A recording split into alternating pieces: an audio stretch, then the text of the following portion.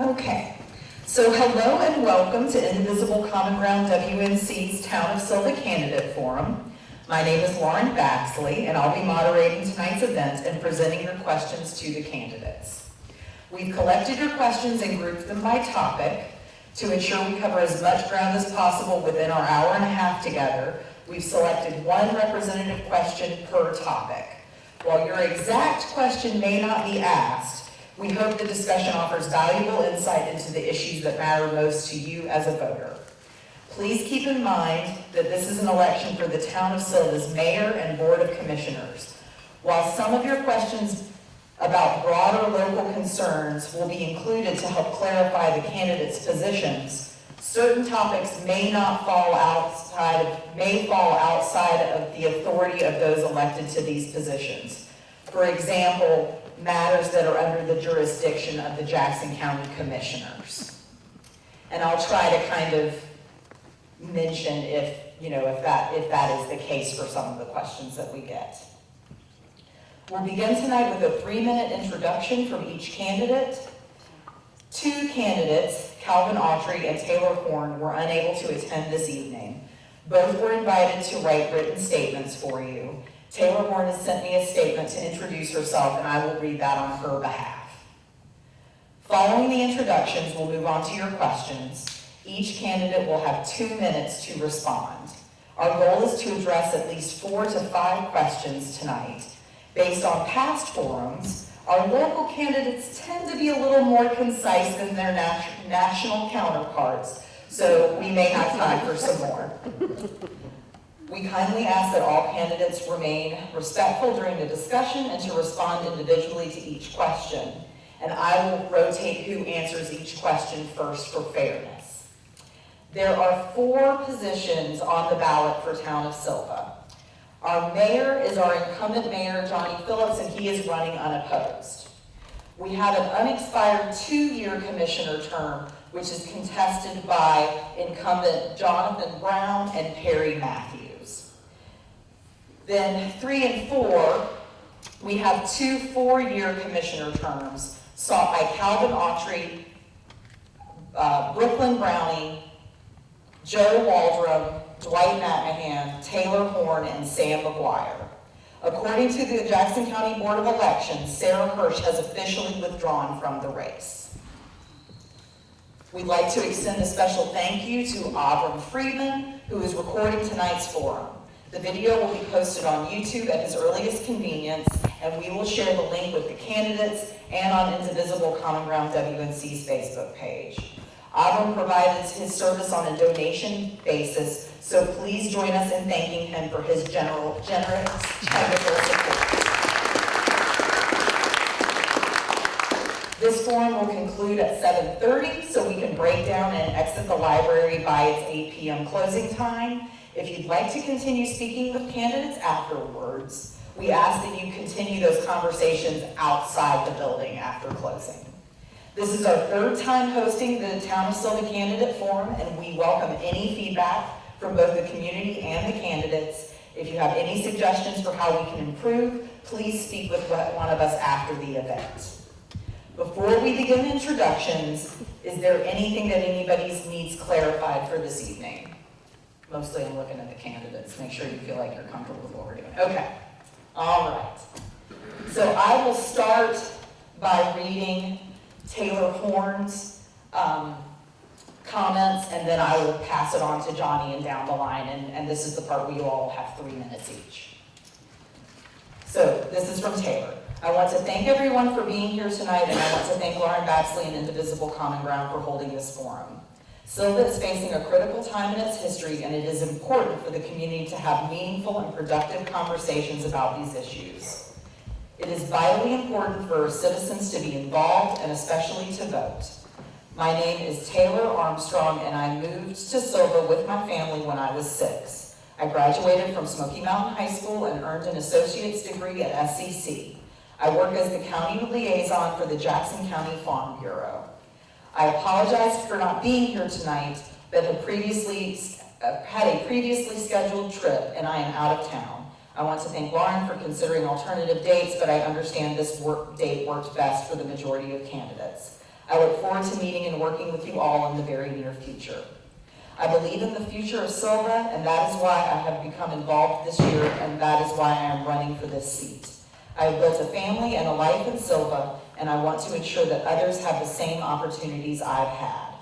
I want to build the future of Sylva, and my campaign will be focused on these issues. The town has seen very little economic growth in recent years. We need to build the economic future for our town so that young families and talented individuals can live and work in Sylva and build a life here. The resources of the town of Sylva should be one for all of the people of Sylva. I hope to channel the resources available to our residents in a more organized and meaningful way so that Sylva is known as a safe and desirable place to live, do business, and attend vibrant events. I will work to enhance the public's understanding of the challenges facing our town, finances, and what leadership is doing to address it. We cannot remain stagnant for a decade and sit on our hands while we wait for the DOT to finish the North Carolina NC 107 road project. In recent years, Sylva's taxpayers have been asked to make specific investments in business development and public safety. I will work with the town staff to ensure that Sylva's taxpayers are getting what they paid for.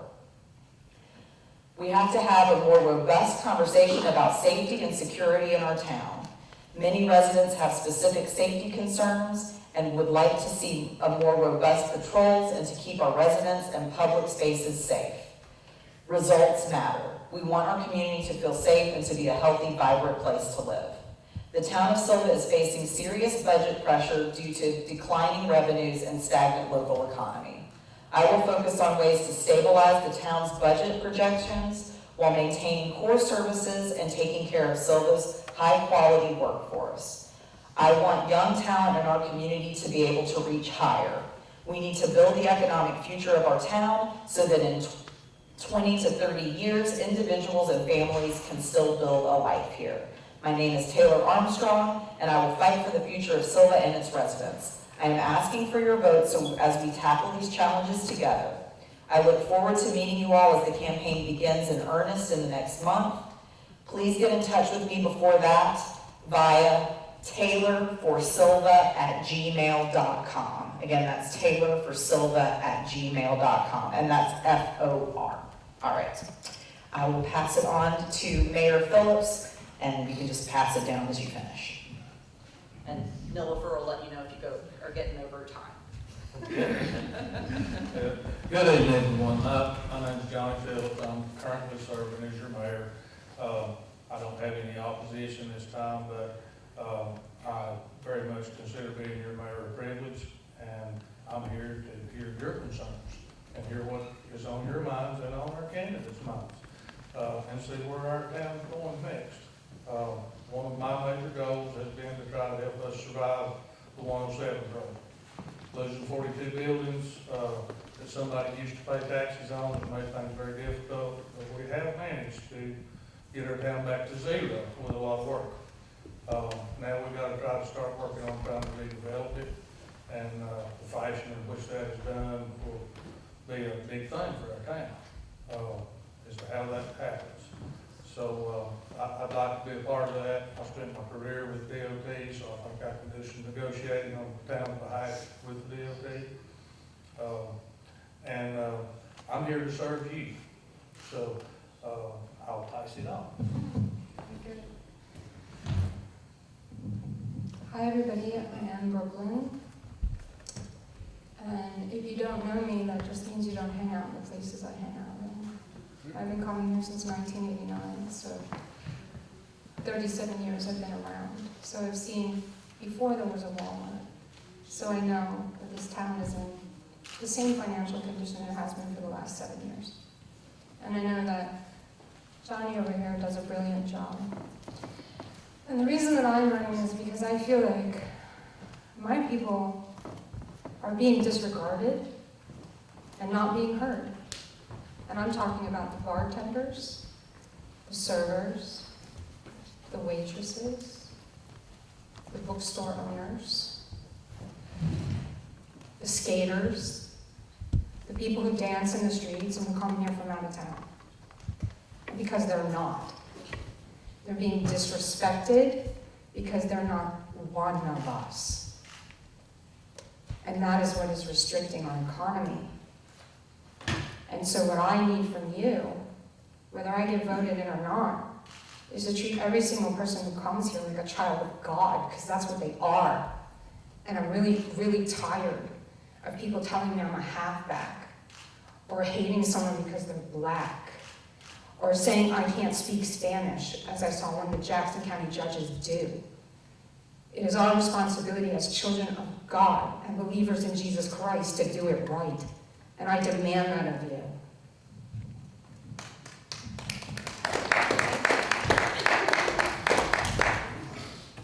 Okay, I'm Joe Waldron. I've been around Sylva for a long time, been a part of Sylva. I graduated from Western Carolina University in 1997 with a degree in accounting and corporate finance.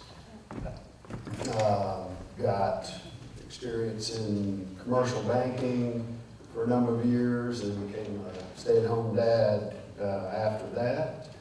I've been a small business owner in this town and worked in state government, and which culminated in a position as assistant director of the Governor's Highway Safety Office. And currently I work with SEC as the director of facilities and oversee a 3-county operational budget for Jackson, Macon, and Swain counties, and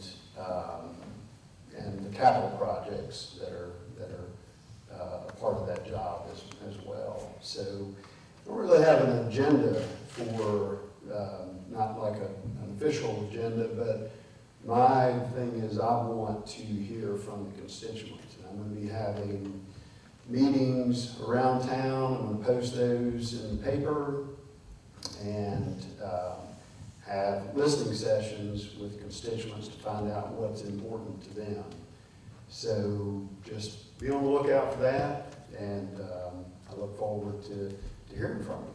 So thank you so much.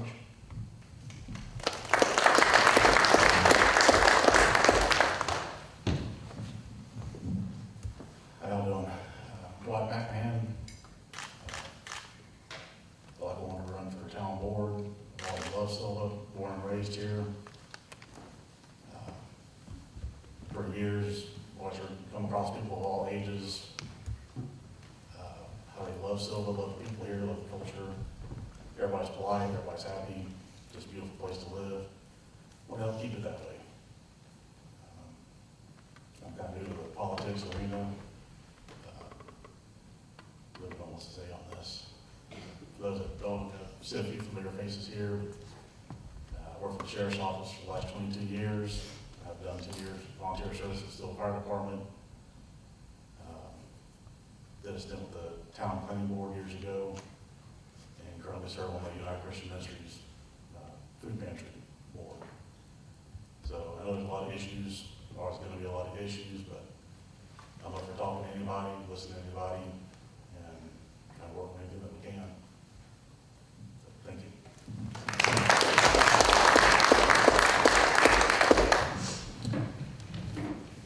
Good evening, I'm Sam McGuire. First of all, I want to thank Lauren and Indivisible for organizing this, and for all of you for being here tonight. It shows that you really do care. I'm honored to be running for Sylva Town Council. And as many of you might be wondering, yes, I am part of the Dental McGuire family. But I do want to say as well that I'm a proud member on my mama's side. I'm a proud member of the Cade family. My family's been in Jackson County for generations. We're known for integrity, level-headedness, and quiet service. For many of you, we're probably related. I was born and raised right down the road in the Beta community. I graduated from Smoky Mountain High School. I was voted captain of the varsity football team and track team. I earned Eagle Scout with Troop 914. I left for college, and I reckon I just missed home and missed our mountains because I went home to get a PhD in Appalachian history. My wife and I, Heather, we returned home in 2016, and we're delighted to be here raising our 2 kids, Ezra and Daisy. I love hiking, I love fly fishing, running, and coaching Ezra's soccer team. My family has a tradition of service to this community. My great-grandfather Wayne was Sylva mayor in 1913. My great-grandmother Daisy was the first licensed dentist, woman dentist in North Carolina. My grandpa Harold and dad had served on the Jackson County Board of Health for decades. And they didn't seek the spotlight. They just showed up, did the work. And that's the example I want to follow. I'm not political, and neither is my family really. I'm not interested in headlines. I've had my name in the paper. I'm not interested in partisan gamesmanship. I'm a workhorse. That's kind of my personality. And I've already been sitting down with folks like Paige and Jake and Police Chief Hatton, Mayor Phillips here, local business owners and board members, and listening and learning. And I've got a list, so if I haven't come and bugged you yet, just wait. I'll be coming and talking to you about the issues facing our community. Why I'm running, since moving back, neighbors and friends and family have encouraged me to run, and again, I'm not political. But I'm stepping up now because of recent issues. Their voices have gotten louder. I support the library. I want solutions for affordability, housing affordability, especially child care. Again, I'm a historian, and history doesn't repeat itself, but it also often rhymes. And history gives us some context for the things we're facing today. If elected, I'm going to be a voice for everybody in Sylva. This is home, and Sylva raised me. My family served it, and now it's my turn to, I guess, any of you kick into. Thank you.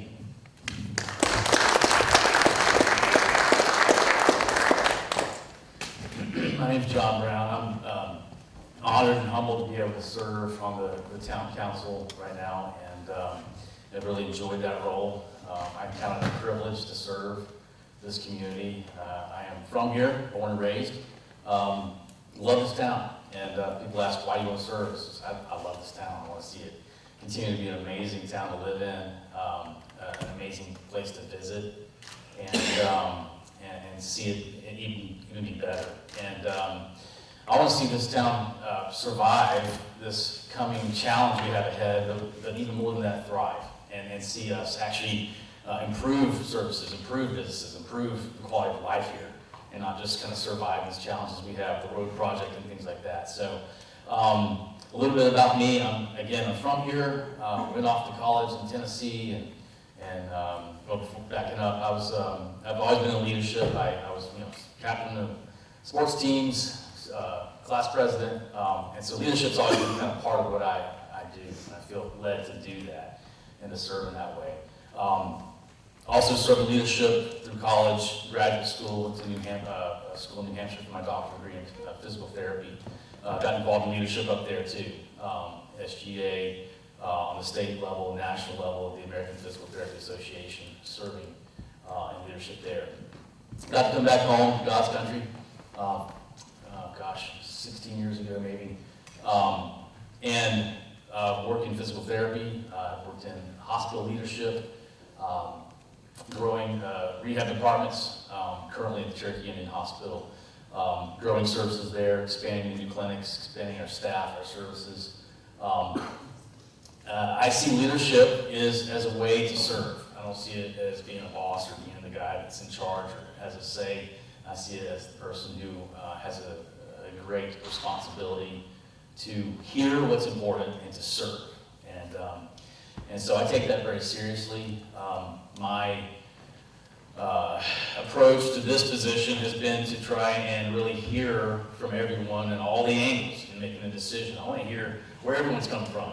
and take all the information, talk to the town attorney, talk to the town staff, talk to other commissioners, talk to people, business owners, people who want to be heard, and formulate a decision based on all of that information. And I try to do so with integrity and honesty and with diligence. And so it would be my honor to continue serving this role.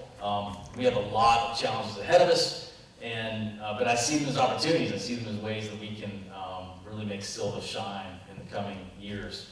I would be honored to have your support, and I'm very grateful to be here tonight. Thank you for being here too. It shows that you care about our town. So thank you all. Thank you.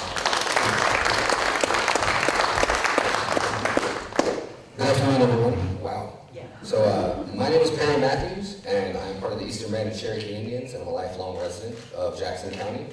I attended Smoky Mountain Elementary, Smoky Mountain High School, and I'm a graduate from Southwestern Community College, where I now serve as a culinary professor. For nearly 20 years, I worked as a chef on Main Street in Sylva, and throughout this time, I've had the privilege of witnessing and contributing to the growth of our town's vibrant culinary scene. I've had the honor of cooking for couples on their first dates who now return with their children as a family. I've seen young people from our community grow up, join me in the kitchen, and move on to pursue their education and careers. These experiences have all allowed me to build lasting relationships with local business owners, employees, and residents, connections that have helped shape me both professionally and personally. Sylva is more than just where I work. It's where I built my life. It's where I met my wife. It's where we started life together. We are also raising a son here, and we've made lasting friendships through the shared experiences of this community. The people and opportunities in this town have helped shape who I am as a chef, a teacher, and a neighbor. I truly would not be the person I am today without the people and experiences I've had here in Sylva. Now I'm ready to give back in a greater way. I am seeking the opportunity to serve on the town council as a continuation of my commitment to this community. Having seen Sylva's progress firsthand, I would be honored to play a role in guiding its future, preserving what makes it special while supporting thoughtful growth, protecting what makes our town unique, and ensure that every voice is heard as we continue moving forward together, all for the benefit of those who call Sylva home. I'll be honored to serve you and to help lead Sylva into its next chapter with integrity, vision, and heart. Thank you for your time, support, and your consideration. My name is Perry Matthews, and I'm running for a voice for Sylva's future.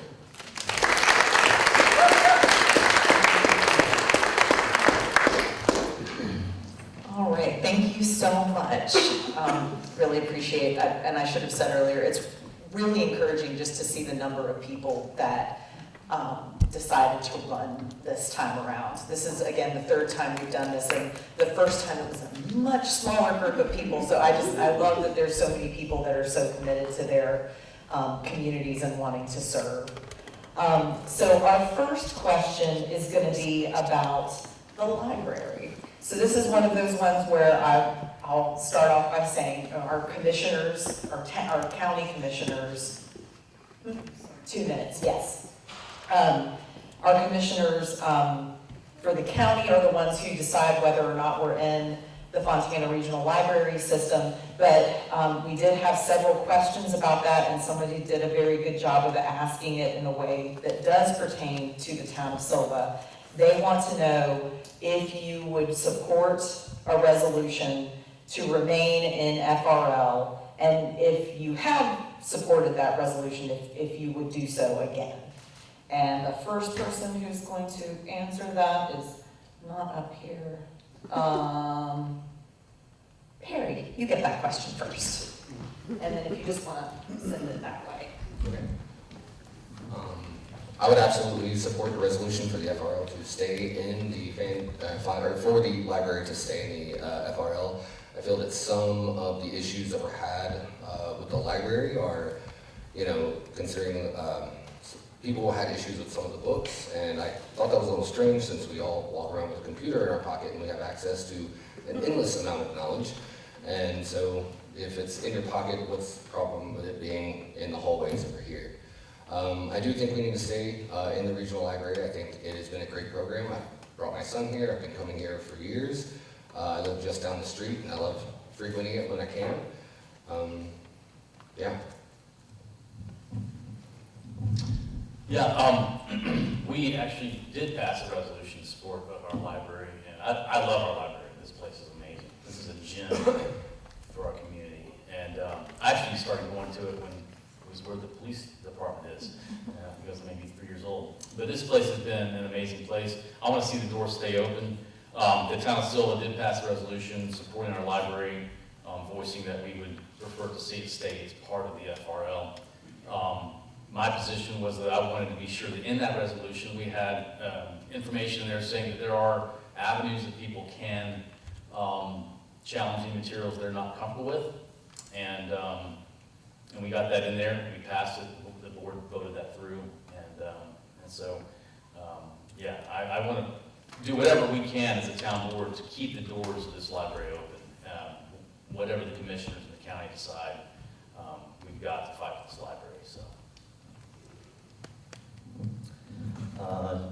Yeah, I've been following this issue pretty closely, and yes, I would wholeheartedly support staying in the FRL. It really raises questions about censorship. It really, from what I'm listening to and the numbers, it doesn't line up as fiscally responsible. You know, I really wonder about the vote to leave, and it sounds like we're going to pay $50,000 to figure out a plan. It kind of seems like putting the plow in front of the mule to me. I think we should approach this with good old mountain common sense.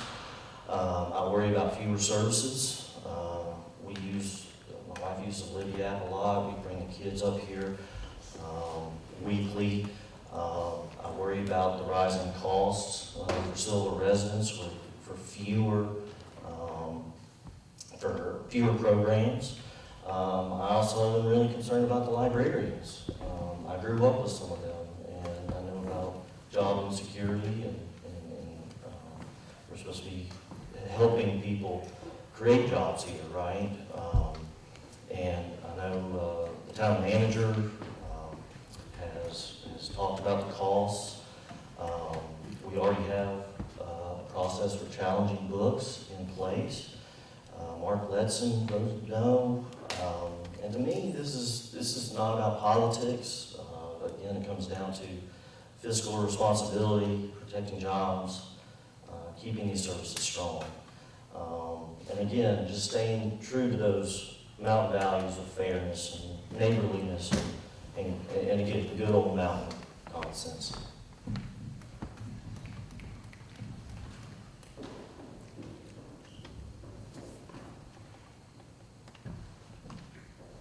So I'll honestly say I'm not that prepared for a question like that. I've not followed this as closely as what I should have, because I've not been to the library in several years. My son's 19, when he was little, he's here all the time, 5, 6 days a week, I mean, all the time. Loved all the presentations, loved all the events. During the day, even the after-hour events, when they used to do those. As far as books are concerned, I think it should be a common sense approach to a lot of it. I'm not very brought up. You can search anything on the internet, that's great, to a point, but there's also parental controls on the internet. Some parents exercise that, some don't. When it comes to the library, I don't think it's necessarily a challenging place, but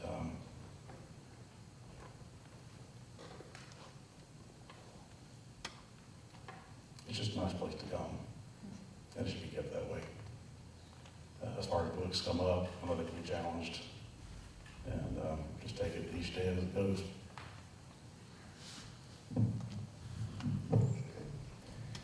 I would definitely vote to stay in FRL.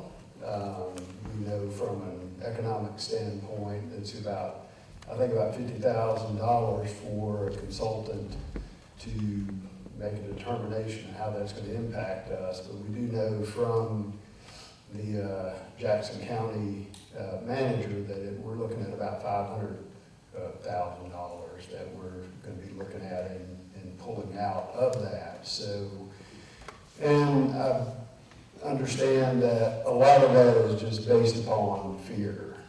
There's a lot of bias that, and particularly the LGBTQ community, that is scaring folks off, and it's one book that is sort of pushing some of the county commissioners to back away from that. So there are processes in place, procedures in place to challenge books. So if you follow the process and the procedures, you can challenge those books. But pulling out of this is economically, is just irresponsible, and it's going to ride on the backs of everybody in this room.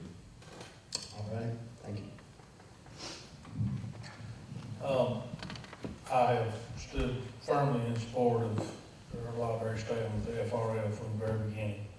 I'm firmly opposed to censoring books. I think we have many veterans that have fought in wars to not censor books in our country. So I think we have a great library.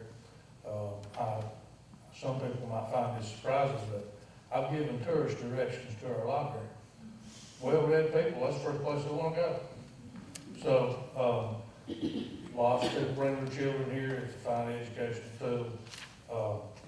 The decision they made, if what I've been told is correct, it's going to cost extreme amount more money than what they're spending now with FRL running it, to run it themselves. I don't think they even know how they're going to go about that, or paying some firm to try to figure that out for them.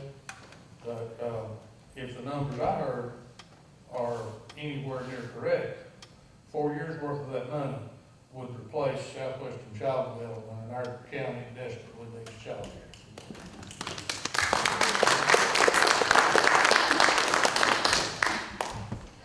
All right, our next question is about governance.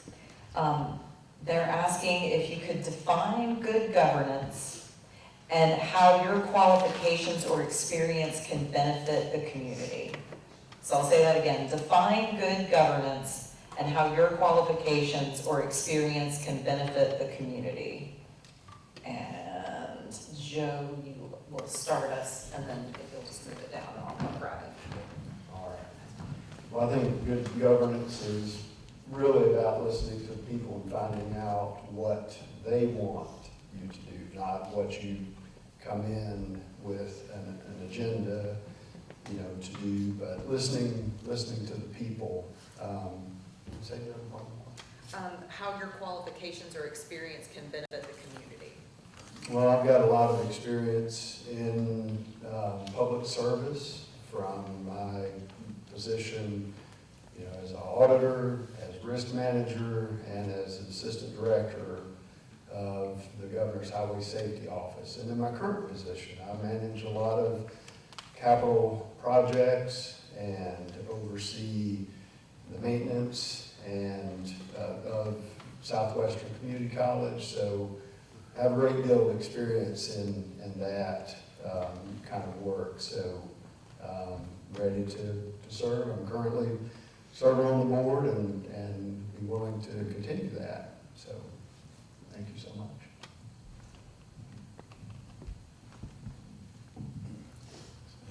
My idea of government is one that works with people as best you can. You listen to the needs, just try to watch for what's happening in the world. There's always going to be challenges, but trying to work with everything. The answer is not throwing money at stuff. It's trying to work out good plans for everything. Nothing should be a knee-jerk reaction. Take time, look at it, study it, and try to come up with the best outcome.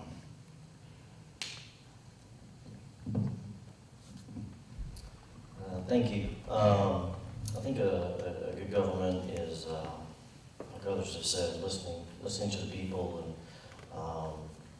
being aware of the issues and being a problem solver, not proclaiming that you know everything, you've got a program, but let the other experts do their jobs. I think here on the town board, acting as a liaison between residents and the people who work for Sylva. And getting, if a person raises a concern, getting those concerns to the right people. I'm a professor, so I'm a professional learner. And listening to the commissioners, they say this is a steep learning curve, and I look forward to that. I have critical thinking skills, communication skills, research skills, and relational skills. Again, I grew up here, and those connections are so important. Also, as an Appalachian historian, I think that historical knowledge for this region and for our home. I've seen its challenges in this past, and I think those provide lessons for us today. That context can form a foundation for coming up with those answers. Thank you. Good governance is very multifactorial. It has to do with, one, I think being very transparent and having integrity. Our board, we try to really discuss things, keep things in the open. We're not shy away from things. If there's concerns out there, there are things that, tough decisions to be made, vetting those and fully seeing all the angles, getting all the information. For me, good governance starts with prayer. I believe in prayer. I believe in God, my relationship with God. For me, that guides governance. And also admitting when, I don't have all the answers, but I am willing to go to people for guidance. And in my role at the town board, I've spent a lot of time talking to people, finding out, hey, what's the history of this? What's behind this ordinance? What's the goal here, the end goal with trying to change a policy or trying to work something in the budget? So for me, good governance is doing your homework and going to others to get good guidance and good wisdom. And tapping into other resources. Our town right now is facing a really a tight budget, some shortfalls actually in our fiscal plans. And so what we've got ahead of us are some real challenges. We've got to tap into other resources. So I've actually been in communication with our state senator. I've talked with our congressman. I want to be tapping into those resources of funding for us to meet the needs of our town. We've got streets that need to be paved, and we get a certain amount from the POW bill every year, and that's not enough.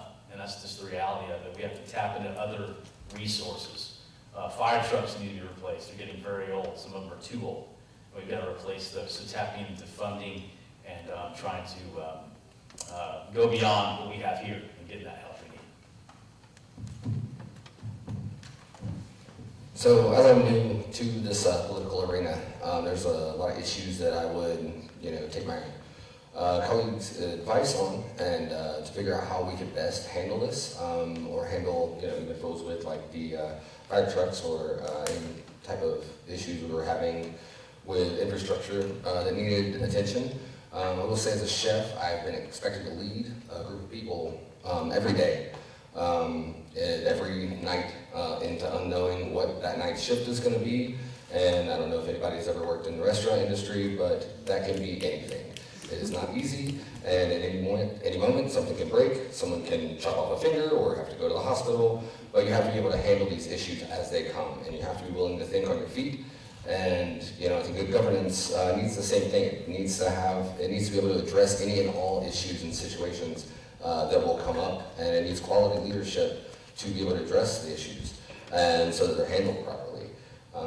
I think I would be able to bring some of that to the table. I do have a little bit of a learning curve. This is new to me, but I am more than willing to learn and do what I can for this town.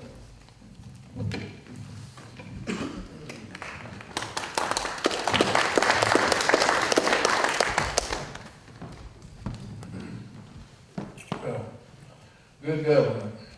Good government comes from good people. Like you are our government. It's your job to elect people to share your concerns, and we'll listen to you. And that's why I'm here tonight, to listen to you, and to listen to these guys.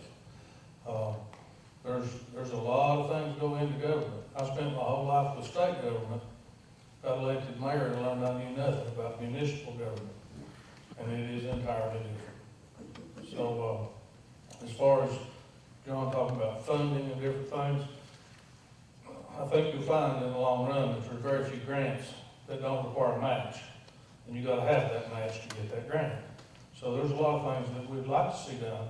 We have a huge wish list. I heard Ben Guinea talk about this when we first did this 2 years ago, talking about the wish list. And the wish list is pretty much gonna have to wait because we just barely balanced the budget. But there's a lot of wonderful things I'd love to see done in our little town. Paving some roads would be one of those. But there again, right now we're in survival mode. And we need to maintain what we have, encourage tourism, try to redevelop 107 as quickly as we can, and listen to the true government here, which is you. Thank you. All right, our next question is an issue on our unhoused population. How would you approach this issue, and what proposals would you bring to help? So, for our unhoused population, how would you approach the issue, and what proposals would you bring to help?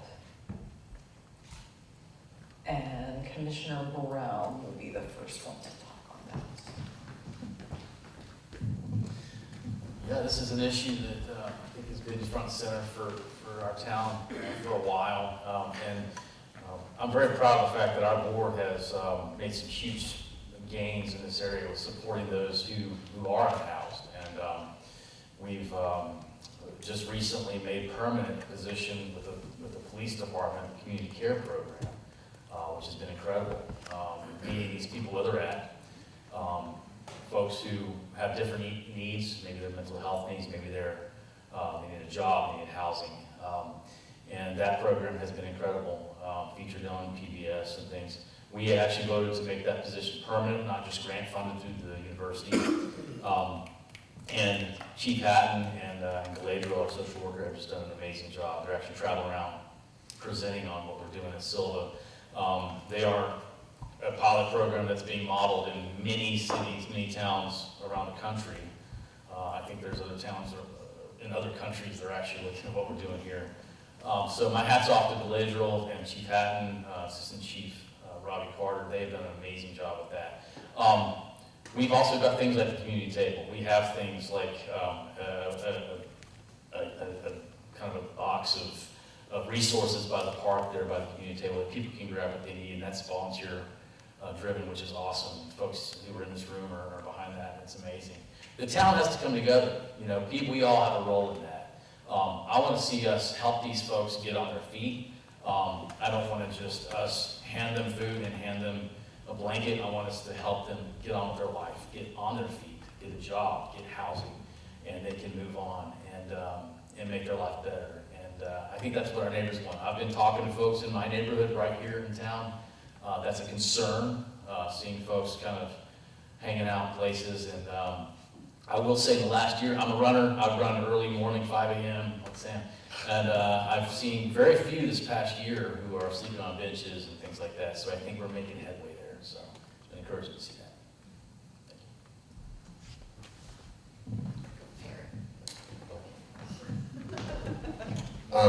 So for the last several years, I have watched the increase of homelessness and people that are coming through. I see them often, as John said, sitting on the benches.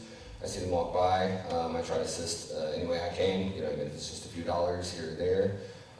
We actually have a few people that will stop through at the restaurant, and I'm always willing to give them at least a few slices of pizza or something to walk away with. I try to have them come at the end of the night so I can at least give them a little bit of food or whatever I have left over. I think we should be able to look into, maybe a grant for some type of a volunteer homeless shelter. Like we have the volunteer community table, maybe we can establish something like that. We could, look at work programs that we can maybe assist them in finding positions so they can get onto their feet.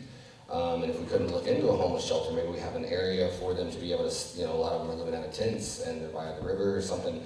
maybe we can just give them an area to be able to set up and have a tent so they can still get into town and they can still come to work, regardless of them, having to be in a tent. We don't exactly have a YMCA for them to go get showered and stuff like that, but maybe we can look into grants or programs that could help us in finding them assistance.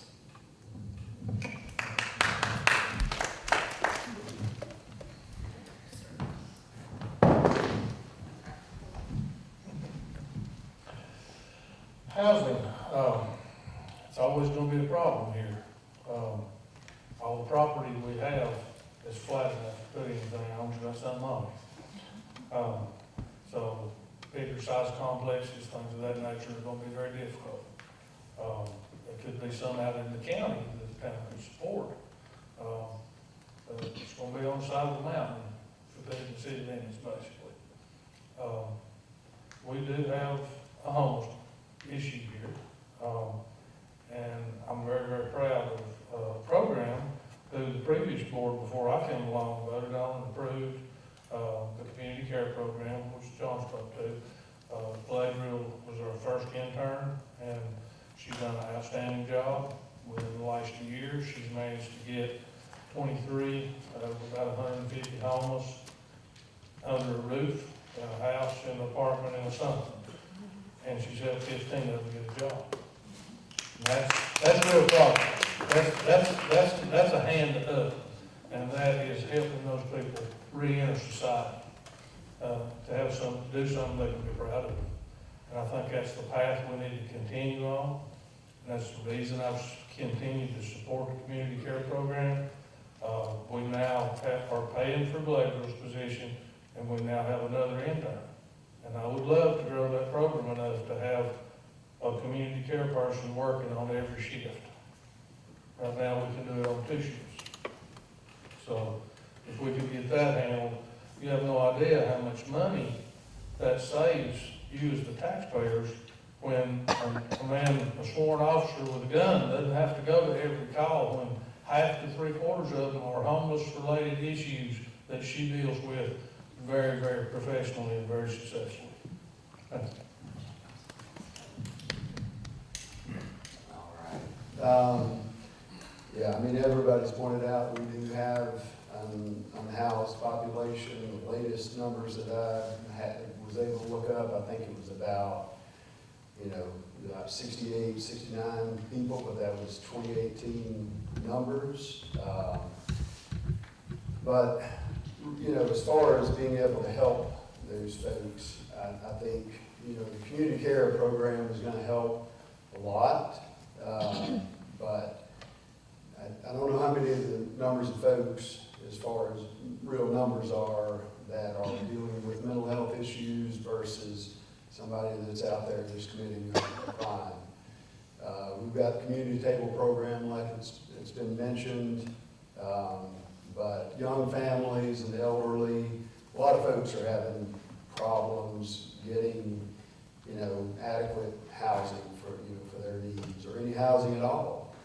I think it's going to take public-private partnerships to help sort of solve the problem, but it's going to be kind of a multifaceted approach. That's not going to be able to, solve all of it. But maybe looking at other towns that have done things right and mimicking that, and hopefully that can help resolve some of the problems. So that's about all I can offer.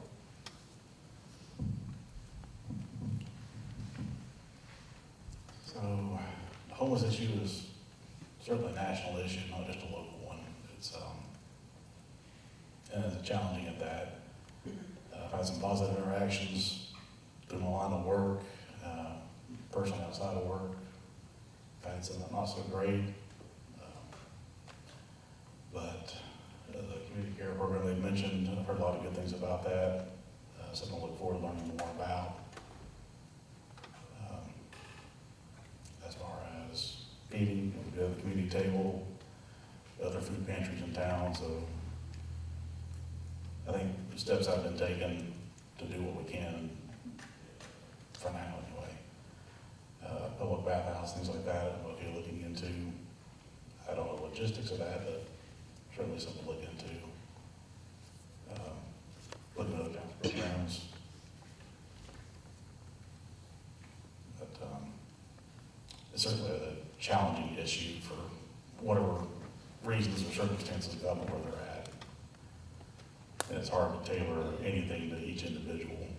Is also so it's just a kind of like going in circles. It's a very challenging situation.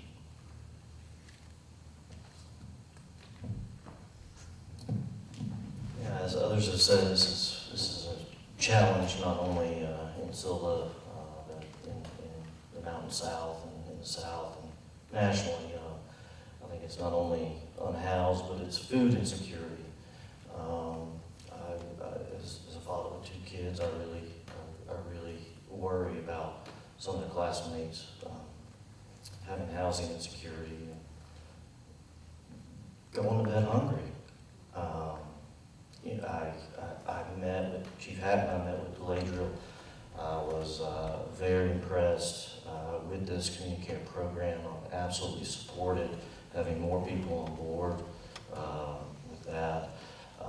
I've long been a supporter of Community Table. I did in high school, just like other folks with the National Honor Society. I did some of my volunteer work, volunteer hours there. Dad brings extra crops from his garden there, giving back, yeah, I agree. We need to help folks get back on their feet and provide a hand up.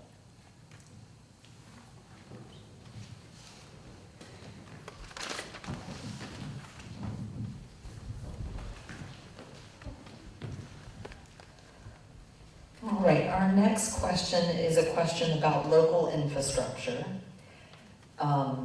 How should Sylva develop local infrastructure? And people were particularly interested in recreation for children and adolescents and transportation between WCU and Sylva.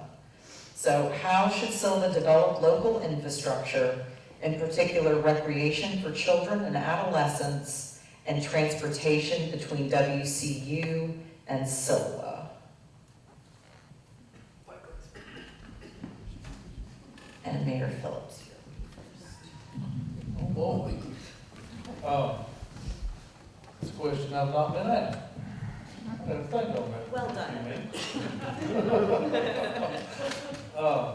I am tickled that we're going to deal with the county to build a new skate park at Mark Watson Park. It'll be the city limits, and the town's contributed to it, what we can, and that's going to happen, and we'll have a new place for our skateboarders to spend some time and be in a safe place. As far as transportation to the sites in Cullowhee and to Western Carolina University, after we get some redevelopment done to 107 and we're no longer trying to rub 2 nickels together, I would be a part of the funding for a transit unit, maybe one of the Jackson County transit units to take kids from Mark Watson Park to park in Cullowhee or to Western Carolina University, and do that somehow in conjunction with the recreation department. I would not be opposed to that at all. Did I answer all of that question? Yeah, I think so. Okay, thank you. All right, as far as local infrastructure and how to develop and WCU is Sylva and recreation for children, I'd probably do it in the reverse order. I used to coach soccer and baseball, and I know trying to find a field, it was particularly challenging. I basically went in to,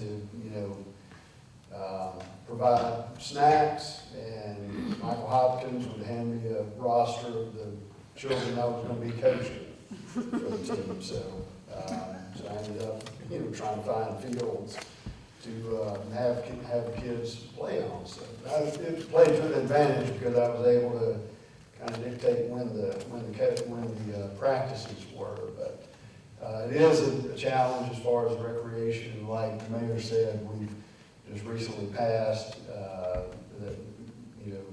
funding for the skate park over at Mark Watson Park, so that's great. As far as the transportation from WCU to Sylva, I think there's transportation from WCU to Walmart. It's not a far stretch to bring it on down to Sylva. Maybe have them kind of be patrons of our wonderful businesses downtown. So developing that, I think it just requires the will and placement of having a bus stop downtown for that. So, yeah.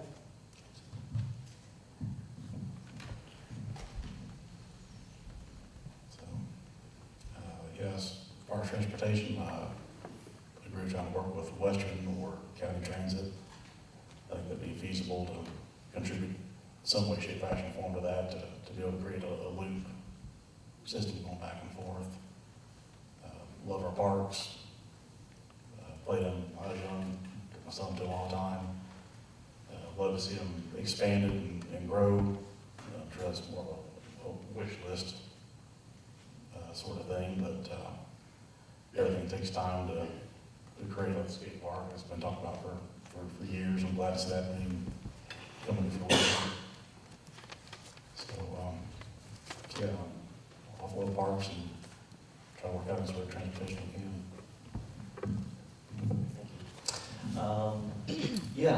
Infrastructure. First and foremost, I think everybody's talked about the budget and the budget being tight. How are we going to pay for the sidewalks? I worry about the sidewalks, how to expand those as a runner, and being safe on the road and a cyclist. This is kind of an issue too. But I would, when I'm marinating on some of these ideas, I'm thinking it would be nice to have a grant writer, hire a grant writer to find money for these things. And I know that gives folks pause with budget and trying to hire somebody. This could be part-time, it could be full-time, but a grant writer, their sole job would be to go find the money, right, for these projects. And I see this as a revenue-generating position in the long term. With recreation, yeah, I've got a long wish list. I'd love to have the Greenway expanded to connect Cullowhee and Dillsboro and Sylva, again, kind of a wish list. But if we could just get a kind of green space down here with Bridge Park, and I'm really jealous of Cherokee and using that river. This is a resource that we can use to take a green space. I want to see children fishing and wading and having fun. This is supposed to be a trout capital of the world, right? Also with recreation and children, we desperately need childcare, and I think this goes hand in hand with recreation. A birth to kindergarten, after school, summer camps, whether that's YMCA, Boys and Girls Club. I'd love to see something public to take those kids out for experiential learning opportunities and field trips and things like that. Yeah, there's a lot in that question. Infrastructure is big. I've been able to do some ride-alongs with our police department and our fire department, Jake with Public Works. He's done an amazing job. We have an amazing Public Works director, and Jake Scott. Was able to see some of the things that we've done already as a board. We've approved the purchase of a new garbage truck. We've got purchase of a new snow plow, a leaf vacuum, and several other things. And so we want to bolster that. I know I've heard from folks in the community, they'd like to see Sylva be more walkable. So looking at the condition of our sidewalks and how can we expand that, not just in downtown here, but out through kind of going out in other areas of town where people feel safer walking along our roads. And they can ride a bike or they can walk and feel safe. Recreation is so important to me. I'm always advocating for kids getting outside, away from their screens. I was in communication with our recreation director of the county before the commissioners approved that and voicing our desire in Sylva to have that skate park. I was so grateful they passed that. Grateful our board approved the matching funds for that. Can't wait to see it come to fruition, and we're going to be sure it happens. I'm also serving on the town, or the Pinnacle Park Board, and I've seen a lot of good things happen. What a gem we have on that mountainside. Acres and acres of beautiful forest. Hiking trails were actually, we just approved some new signage. We got funding, some grants, some matching grants for new signage, for new trails, bathrooms, an accessible walking trail for folks who may not be able to hike that crazy hike to the pinnacle, but that can go out on an easier path to a little platform area where they can enjoy the woods there. So recreation is very important. I'd love to see more biking trails, all kinds of things, long wish list like Sam. And so transportation to Cullowhee, yeah, if we could get maybe a loop, some kind of transit thing going, I think I like that idea. Get some kind of opportunity for kids, students to come in, would be great. Yeah, so I agree. I think the idea about the teen transit program to get them up to the gym or the facility up in Cullowhee, or to get anybody back and forth, I think it's a great idea. I mean, we've got the new pool up there, and some people aren't able to get there every day, but with that, we could align that with something like a day camp program. I attended a day camp when I was a kid in Cherokee, and there we focused a lot on, some of our basket weaving and bow making. There's still a lot of time outside, but I think it could be, it could be handled like a summer camp would, but it would still be a day camp, from the hours of, 9 to 5 in the day and typical work hours. They could go up to the Jackson County, the new public pool facility that's up there. Sorry, I'm forgetting names. But also hiking programs. I mean, in Woodland, the same thing. We have so many awesome trails around here. Some that are not that far of a drive. We can go down to Cherokee and hit the Farmstead Trail. It's a really easy one for anybody to walk. But I think doing, something like a teen transit aligned with something like a day camp or summer camp program where there is hiking and there's swimming and there's all these outdoor activities. We're in the mountains. We have all this at our hands at any time. All we got to do is walk outside. And as far as the infrastructure goes, there is grants, but I think, what happened to a good old-fashioned fundraiser? Let's hold park fundraisers and try to boost money for them. We saw the one over behind the state trooper's office. I can't remember the name of that one, but go into disrepair and then have to be brought back. And I hate to see a park go into disrepair. So let's not let it happen to any of the ones that we currently have.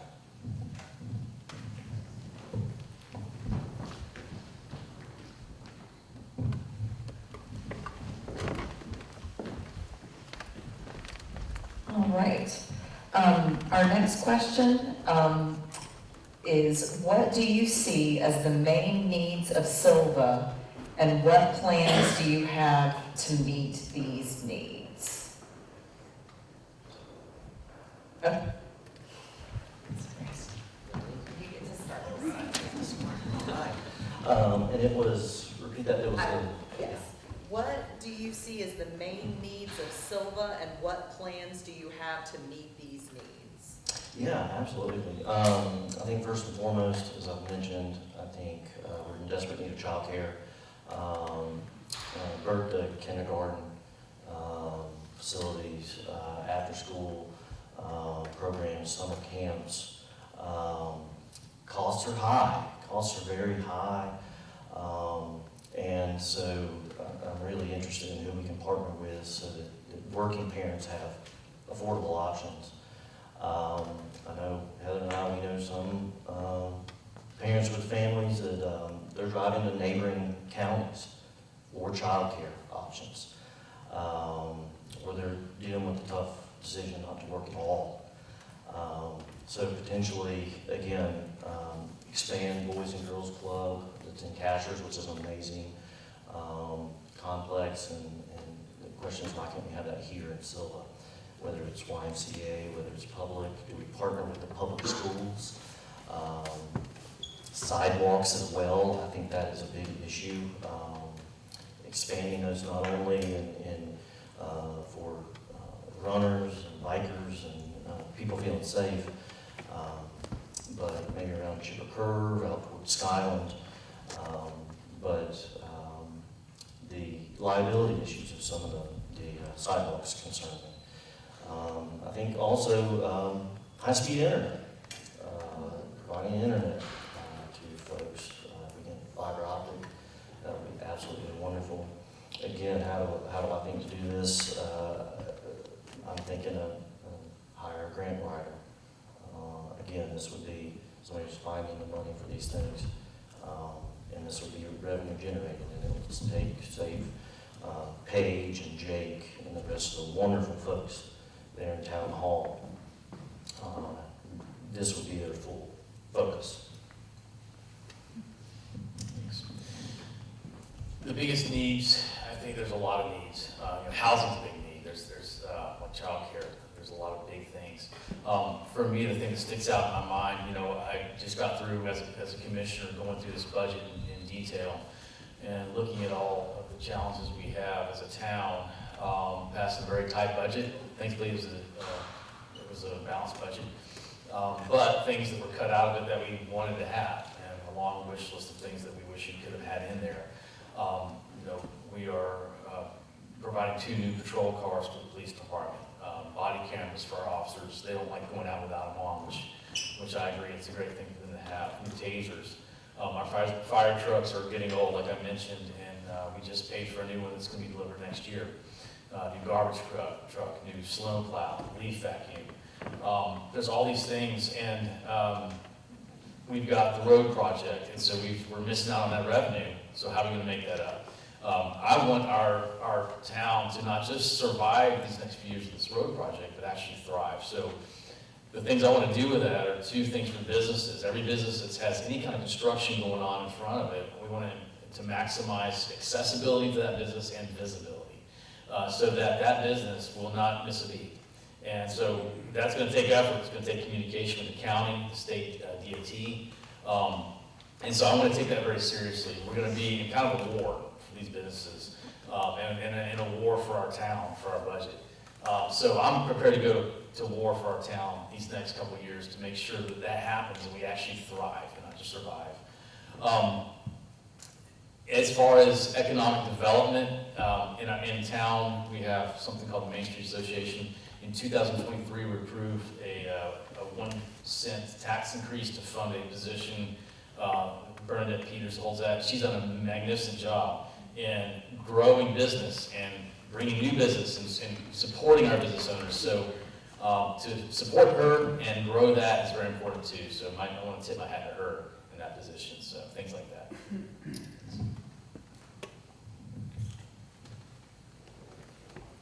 So touched on a lot of good things. I don't think there's a whole lot I can say outside of what these gentlemen have currently said. I know there's been a lot of good topics, and I would love to hear more from the community while I'm campaigning to see what people feel that the main needs of Sylva are, because we are here all to represent the people of our community and our community itself. And from there, I think we can make a solid plan to move forward, whether it be grants or outreach programs or however we go about to get the funding or to meet the needs. To be able to help and facilitate, the topics at hand. I would like to see what the people think a little bit more, so we can move forward with the plan.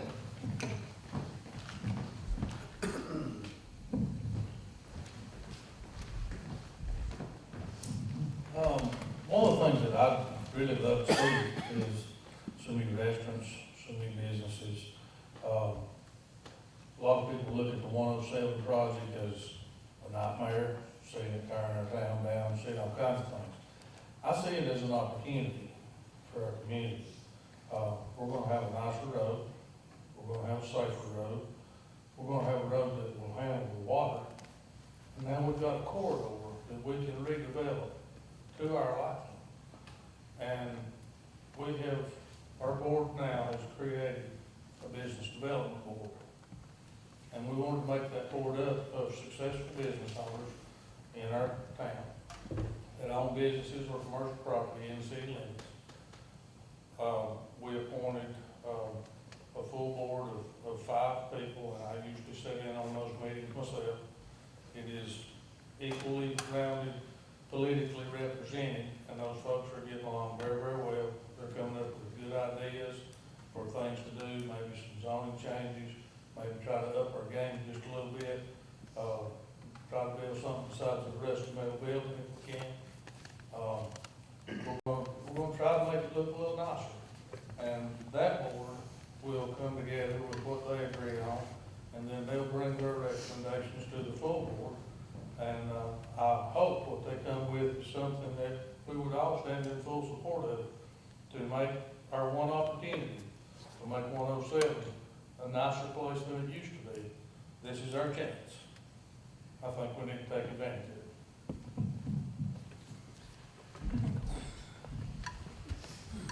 All right, I guess, really, would you say, kind of what is the main need of Sylva and what my plans are? Really, the communication is probably one of the biggest lacking things in communication, listening to the constituents, and probably the board members, talking amongst one another, and particularly communication with the county. I think that's a big lacking on our part. And so, as far as specific needs, I guess it depends upon who you are. If you don't have a house or a place to sleep, homelessness is a big issue. If you're continually being affected by crime, well, crime's a big need. And if you're a business, some of the local kind of revitalization is a big issue. So I guess it really depends upon who you are as to what is the main need. So I guess it brings it back to going back to the constituents and finding out what they want from us, and then coming up with a plan to make that happen and to represent them most effectively.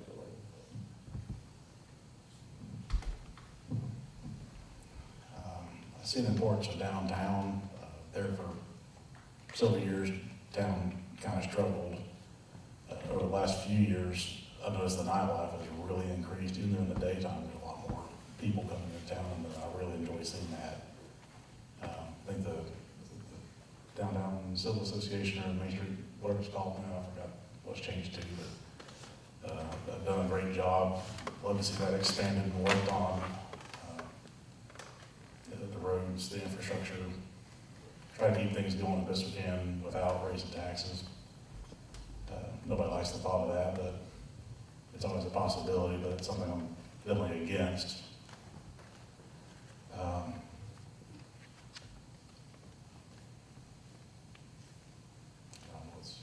Things are fairly been said, just keeping the fleet vehicles, the roadways, the parks. Love to see those expanded at some point in time, but mainly just keeping downtown, actually downtown.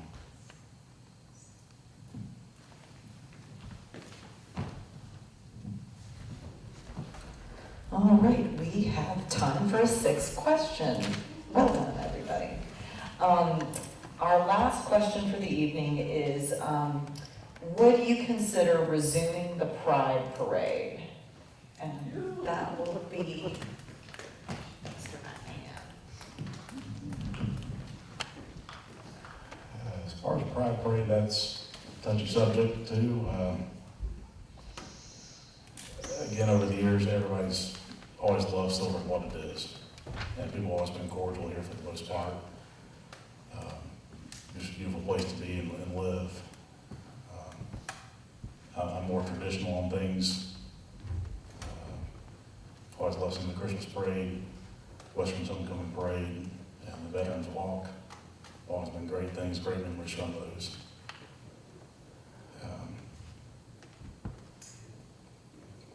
I'll say it, as far as the Pride Parade goes, it's something I don't support. I don't have any particular bias about that, but just, it's not what I think of when I think of Sylva.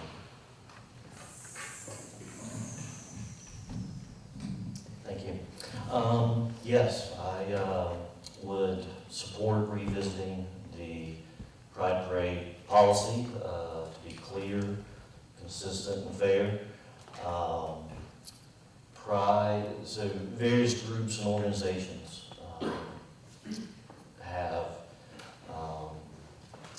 place very significant emphasis on parades. And Pride Parade to me means celebrating our neighbors, our friends. Again, I've grown up here. These are folks I've grown up with, that you've grown up with. Again, I'm related to half of the people in Jackson County, so I reckon that we're talking about family here. Again, I think the bottom line to me, this is just old-time mountain values, looking out for each other. I know, talking to people, there's issues over logistics. Shutting down Main Street is tough. That is tough. So let's use common sense, right? Let's schedule around busy hours. Let's keep businesses in the loop.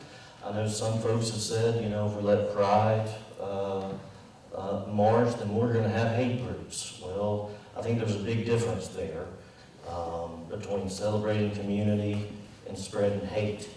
We can draft our policy how we want. We can have guardrails. We can have celebrations, and there's no platform for intimidation. There is, I'm not a lawyer, but from what I understand, there is legal precedent to not allow groups if there is imminent violence. This process, if we go forward with this, I want it not behind closed doors, and I want to try to bring as many people as I can to the table. I don't want anybody feeling like they are left out of this conversation. It's a hot topic, and I want everybody to feel like their voice is heard. Businesses, groups, I want a fair and transparent process. Thank you.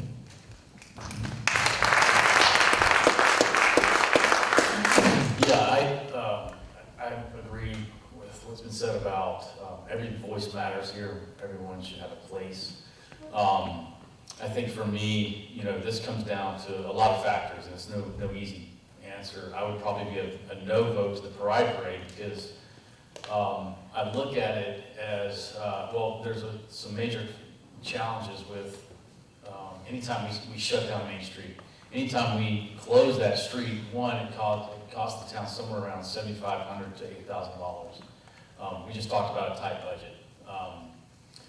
If we open the door to parade for the Pride group, we open it to, I think, a lot of people. And where do we draw that line? So I think fiscally, it's not a great move. That's not a wise use of our resources. Having said that, I don't have anything against anybody where they stand with their lifestyle. But I think for me, it would probably be a no vote for the parade. And so all respect to those who would be in favor of that. But that's where I stand there. So I would definitely be in support of the Pride Parade to come back. I think there's a lot of people in this town. There's a lot of friends, family, community members who don't feel like their voices have been heard, and they feel that they go unseen. And they are a group that are here, and they make this town wonderful and amazing. They own businesses. They are, you know, their kids go to the same school as ours. There's no reason that they shouldn't have a voice on Main Street and in downtown. And, you know, I understand it might be, fiscally, it might be an issue, or financially, but I'm sure we can figure out something to give in the 365 days to give 1 hour to walk down Main Street so that they can feel represented and feel seen. And yeah, I'm in full support of Pride Parade and for any of those who want to go with it. And if it comes back, then I'll see you there.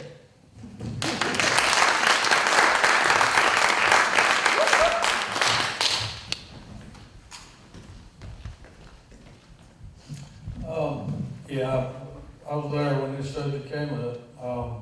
There's a lot went into the decision as to what happened. And people need to know the things that were contemplated and the things that were done before we were there with the previous board. The previous board made a decision that because the town had an up insurance policy for the day, every time we have a parade, that's about $2,000. And that's a sound policy. But that also makes every parade sponsored by the taxpayers, all of it. not just whatever percentage they are. So, you have that whole issue there. And the town was trying to steer all the events they could to our new facility. Bridge Park is a wonderful place, it's big enough now, it's got parking, you got Railroad Avenue to do anything you want to on. Anybody that lives in the city limits can rent it cheap, I think it's $50 for whatever period of time you need. So we were trying to steer things like the veterans and pride parade and several things there. And the pride was the only one it didn't work with. They wanted a full-blown vote that just, at top of the town staff didn't sue them. And so when they came before the board, it was a split vote, and I didn't get the vote, but the vote was no. And it was based on safety, it was based on detours, it was based on money, like I said, $800 worth of overtime to close Main Street. You got businesses that don't like closing the streets for anything. They close up and go home. So there's pros and cons to all of it. I want everyone here to feel represented. And I want to be the mayor that stands for every group's rights for safety, happiness, and prosperity. And I truly mean that. But we also have a physical responsibility with the taxpayers' money. So those are the things that were considered, and that's how it came to the decision it's at now. Thank you. All right, I'm gonna be pretty brief. What I consider, resuming the Sylva Pride Parade, absolutely. Everybody's welcome, and everybody should have equal rights and be represented in the town of Sylva. And basically, fear and bias is what's driving, anything to the contrary. So my neighbor's my neighbor, and I see nothing wrong with Sylva Pride Parade.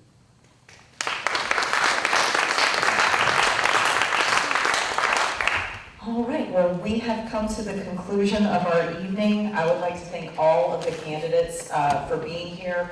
All of these people are incredibly approachable, so please feel free to reach out to them individually. As Dwight McMahon and I were talking about earlier, we did this really early in the election season. Like, people aren't even allowed to have their signs out yet.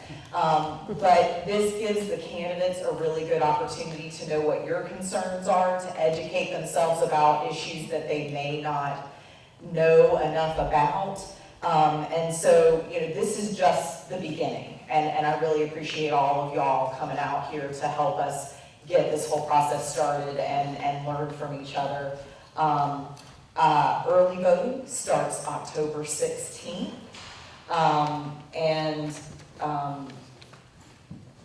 Was there something else you wanted to add? I wanted you to invite everyone here to the grand opening of Bryson Park on September the 25th at 11 o'clock.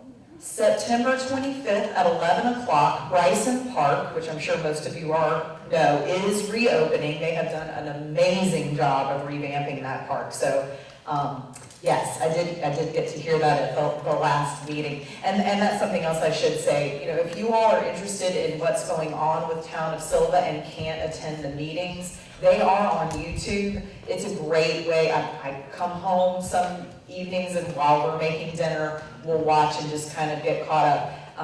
And so it's a really great way to see what kinds of things like Bryson Park and the skate park, how those things are coming together. I'd also really like to thank Betsy and Nilifer for helping me today.